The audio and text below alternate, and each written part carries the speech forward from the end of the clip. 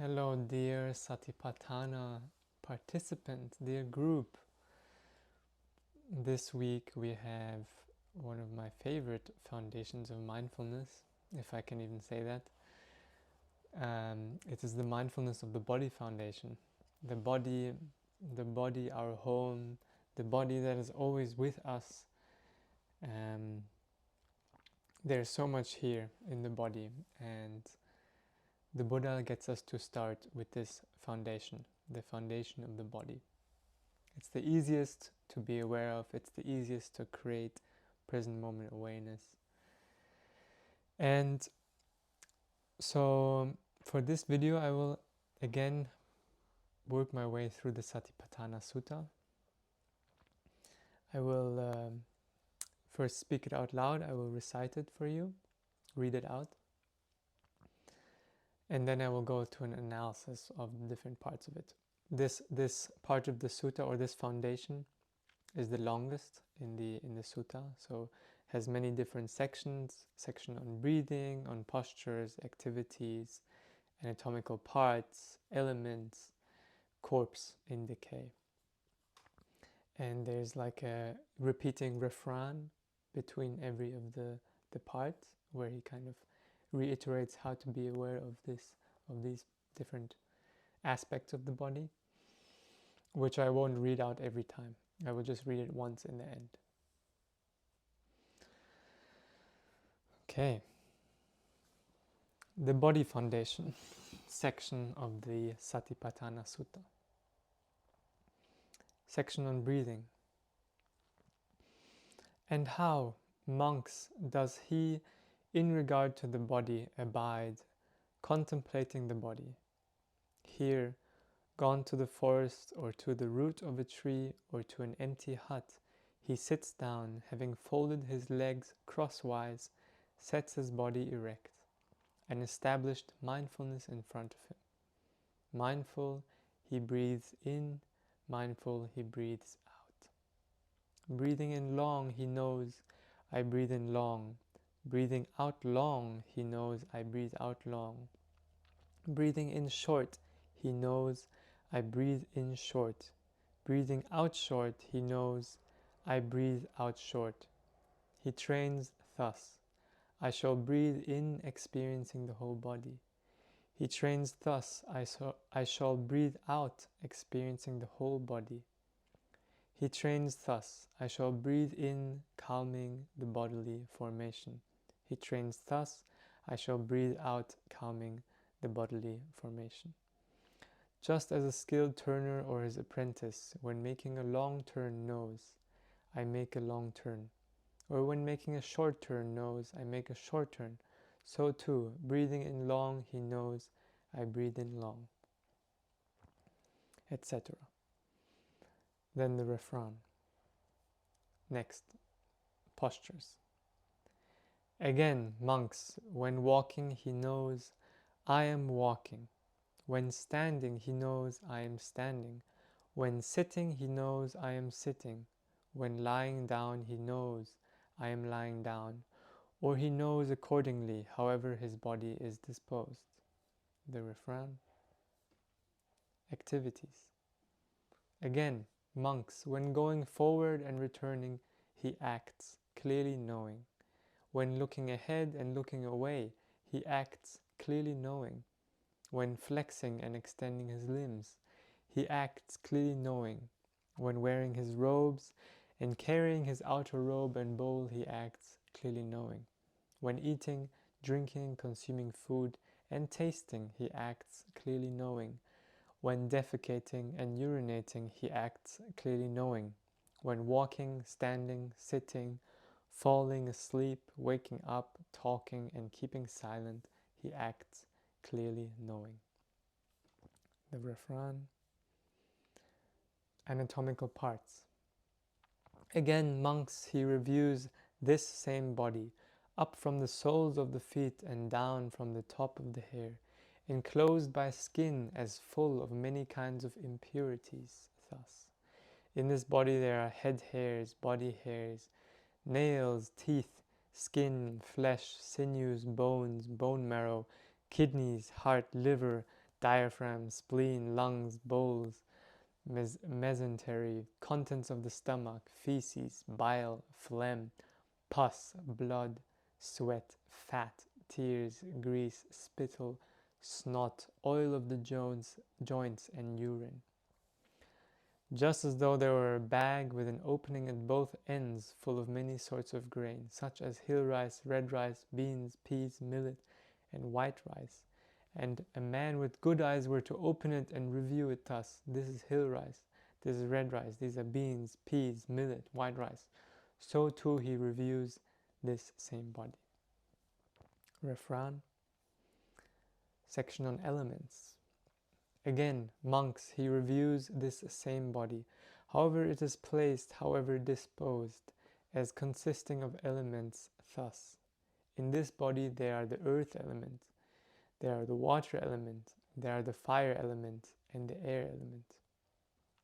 Just as though a skilled butcher or his apprentice had killed a cow and was seated at a crossroads with it cut up into pieces, so too he reviews this same body. Section on corpse and decay. Again, monks, as though he were to see a corpse thrown aside in a charnel ground, 1, 2, or 3 days dead, bloated, livid, and oozing matter, being devoured by crows, hawks, vultures, dogs, jackals, or various kinds of worms. A skeleton with flesh and blood held together with sinews, a fleshless skeleton smeared with blood held together with sinews, a skeleton without flesh and blood held together with sinews, disconnected bones scattered in all directions, bones bleached white, the color of shells, bones heaped up, more than a year old, bones rotten and crumbling to dust. He compares this same body with it thus: this body too is of the same nature, it will be like that. It is not exempt from that fate. And the refrain again, which I will read. In this way, in regard to the body, he abides, contemplating the body internally, externally, both internally and externally. He abides, contemplating the nature of arising, of passing away, of both arising and passing away in the body. Mindfulness that there is a body is established in him to the extent necessary for bare knowledge and continuous mindfulness. And he abides independent, not clinging to anything in the world. That too is how, in regard to the body, he abides, contemplating the body.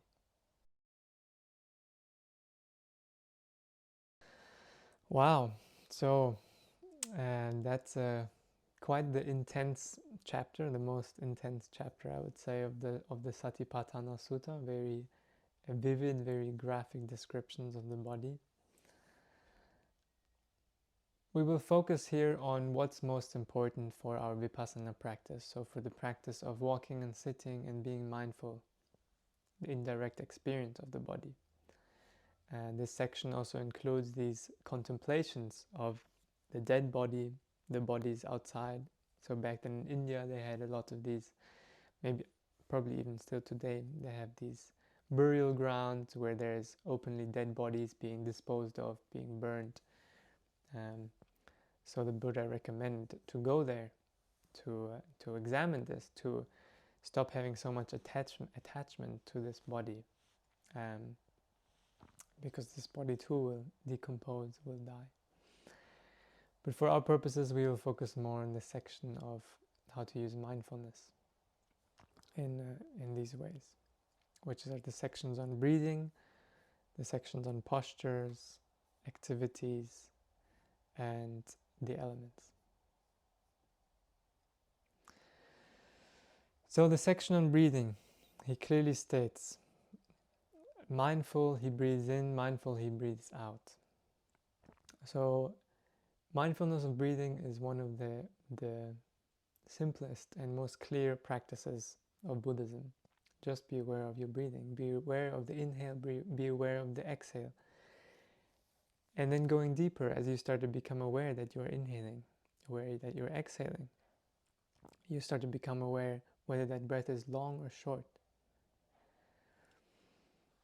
And it's not about changing the breath. It's not a pranayama. It's not a action of manipulating our breathing.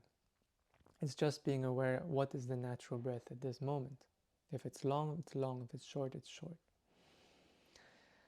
Further, as mindfulness, as concentration deepens, you breathe and you experience the whole body with the breath.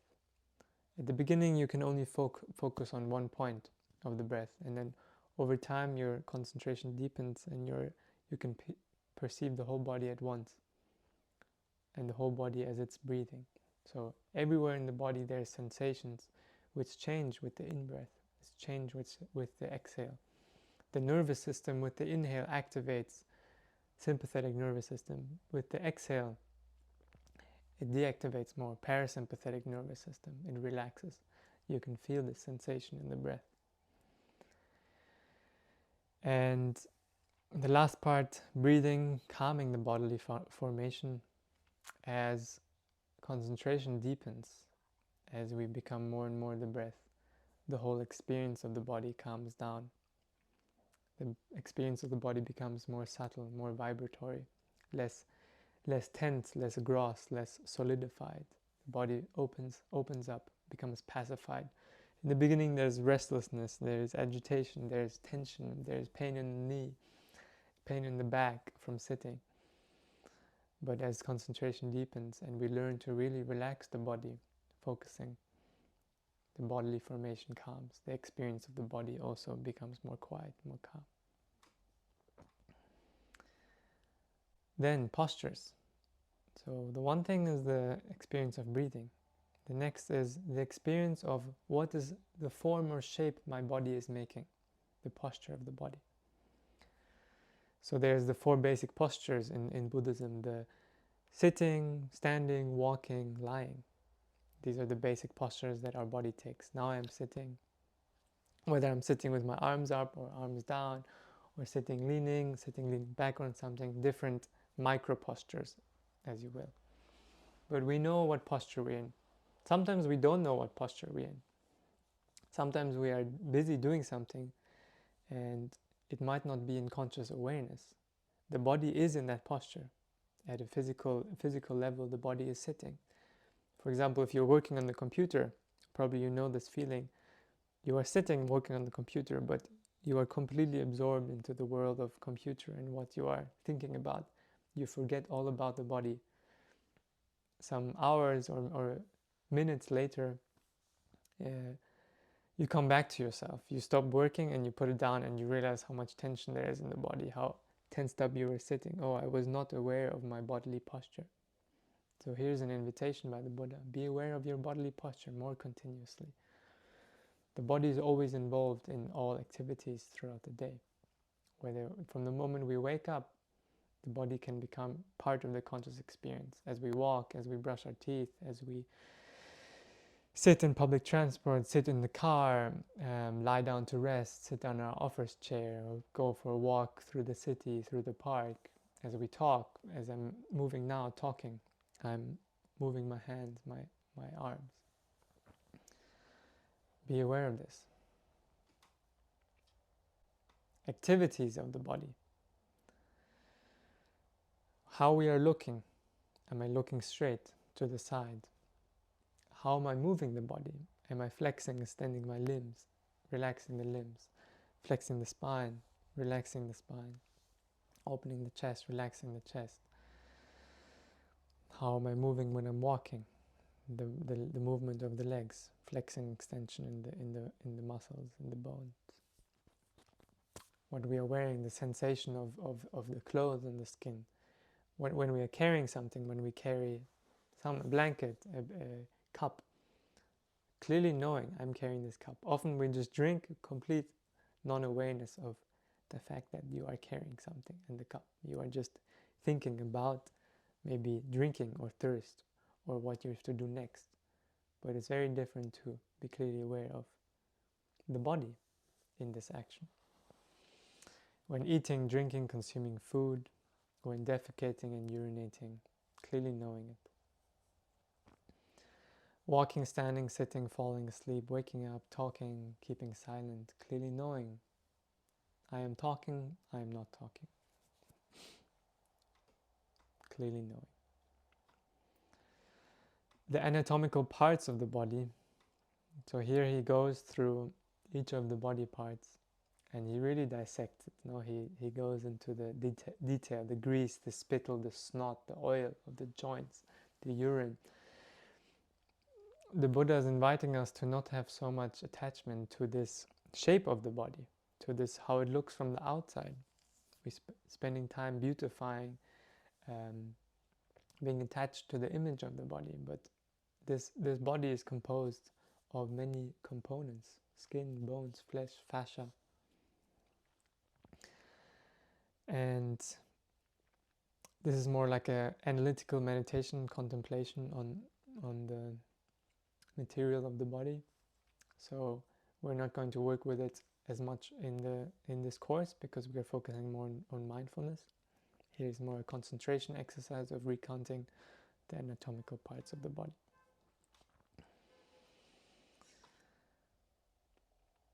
A section on elements. This is an interesting one. He gives us these elements of the body: earth, water, fire, air element. So these elements of the body are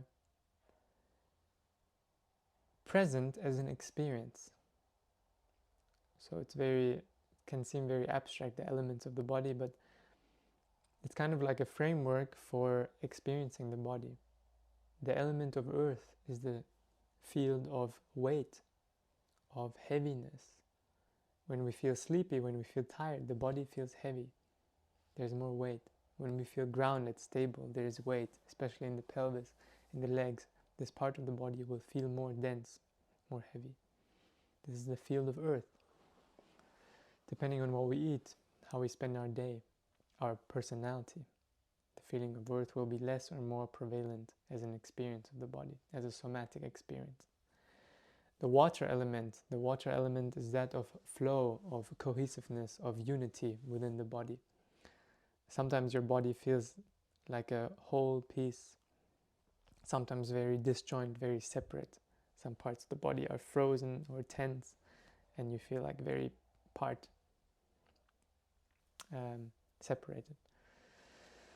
Sometimes there's more fluidity in the body, more motion, more cohesiveness, more like water. Water that is not frozen as much, but more fluid, or even steam-like.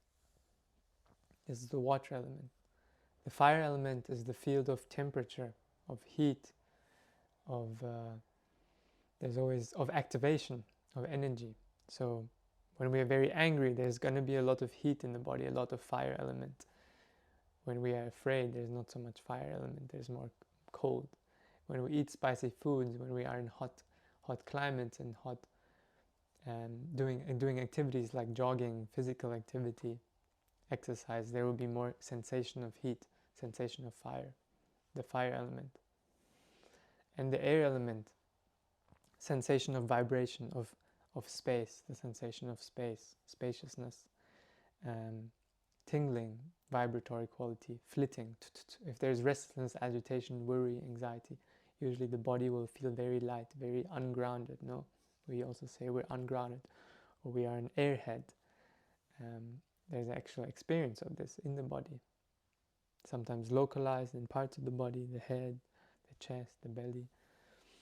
Anxiety, butterflies in the stomach, is a very airy image also.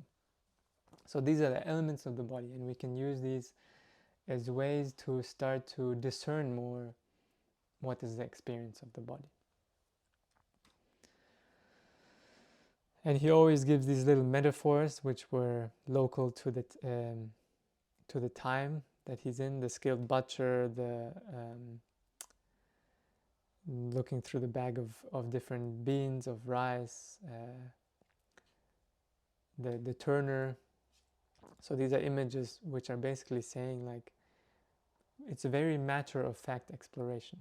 Just as the professional butcher is not anymore attached to being afraid or disgusted or attached to the meat that he's taking apart.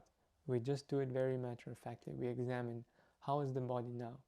How is the body now? Without preference, without aversion without craving or attachment towards how it is.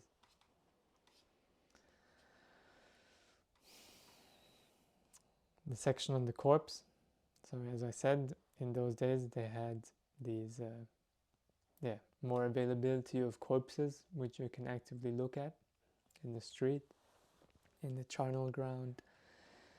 We don't have this today, but it's still good to keep in mind this impermanence of this body, this impermanence of this aging body. This body will age, this body will die at some point.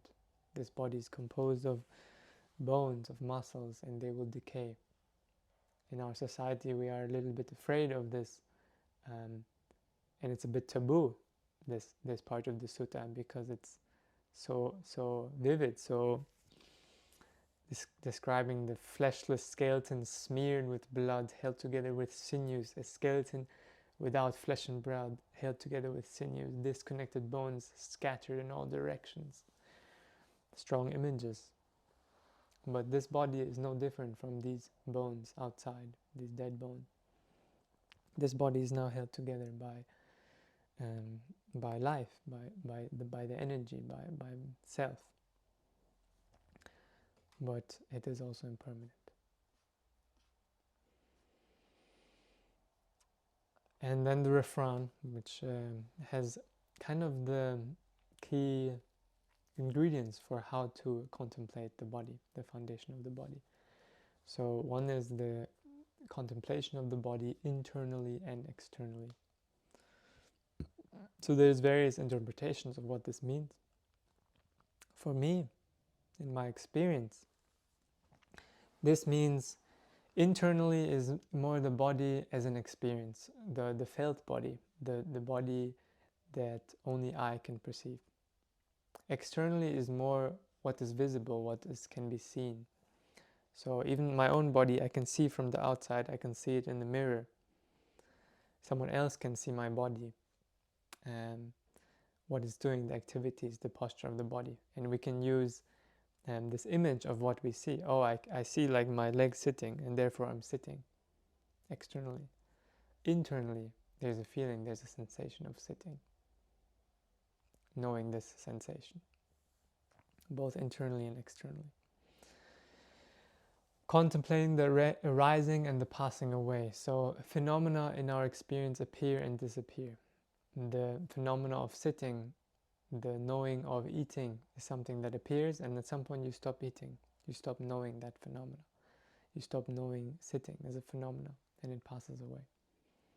So we are training ourselves to see that phenomena are impermanent. They arise and they pass away. Eventually, seeing them very quickly arising and passing away in every moment, a new conception of the body sitting appears and disappears. When concentration and mindfulness is strong enough, you see this. We hold together our reality with a very strong imagination.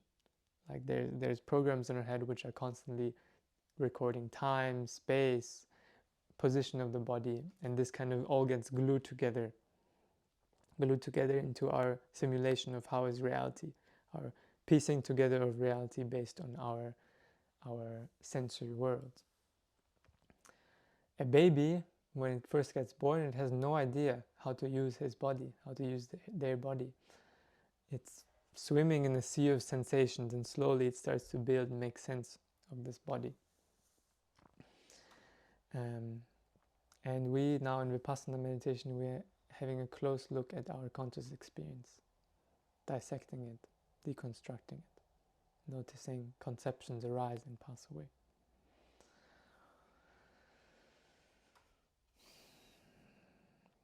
There is body. Mindfulness that there is a body. So we can live a life with awareness of the body or not. We can just use the body as a brain taxi, as a means to an end, as a means to transport ourself, our identity around, as an image. But there is also an experience of the body. The Buddha is inviting us to realize this experience with continuous mindfulness.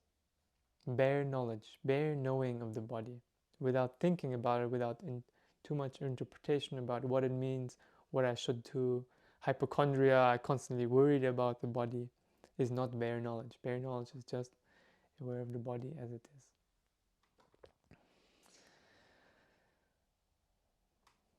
This is the body foundation. Sorry, this video was a little bit longer, but it was a long section. This is our field of investigation for this week.